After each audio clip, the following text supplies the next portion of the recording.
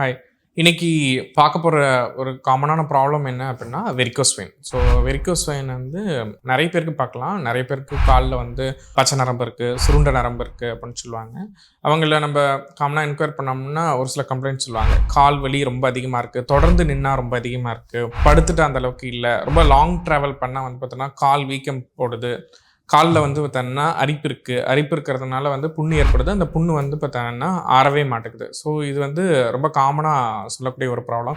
So இந்த varicose vein யாருக்கெல்லாம் வரும் அப்படின்னு பார்த்தோம் அப்படின்னா, தொடர்ந்து நிற்கிறவங்க லைக் டீச்சர்ஸ், ஹெல்த் ப்ரொஃபஷன்ஸில் இருக்கவங்க, டிராஃபிக் போலீஸ், டீ கடையில் வேலை பார்க்குறவங்க, லேடிஸ் எஸ்பெஷலி இந்த ப்ரெக்னன்ட் பீரியடில் வந்து பார்த்தோன்னா கர்ப்பப்பை வந்து பெருசாகிறதுனால அது வந்து வெயின்ஸ் மேலே ப்ரெஷர் ஏற்படுத்துகிறப்போ வால்வ் டேமேஜ் ஆகும். அதனால் போஸ்ட் டெலிவரிக்கு அப்புறம் நிறைய பேருக்கு வந்து பார்த்தீங்கன்னா வெரிகோஸ் வெயின் ப்ராப்ளம் காமனாக வருது. ஸோ எப்படி இந்த வெரிகோஸ் வெயின் ப்ராப்ளம் வருது அப்படின்னு பார்த்தோம் அப்படின்னா, சப்ளை பண்ணக்கூடிய பிளட் வெசல் உண்டு, அதுக்கு பேர் ஆர்ட்ரி. ஸோ அது வந்து ஹார்ட்ல இருந்து ரத்தத்தை எடுத்துகிட்டு போய் இந்த பர்டிகுலர் பகுதிக்கு கொடுக்கும். ஸோ அதே மாதிரி காலுக்குமே ரத்த ஓட்டம் வரும், அது வந்து ஆர்ட்ரின்னு சொல்லுவோம்.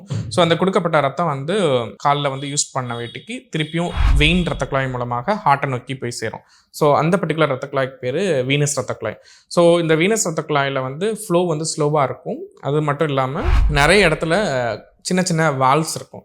ஸோ இந்த வால்வோட வேலை என்ன அப்படின்னா, ரத்தத்தை வந்து ஒரே ஒரு டைரக்ஷனில், அதாவது கீழேருந்து மேல் நோக்கி ஹார்ட்டை நோக்கி மட்டுமே அனுப்பக்கூடியது.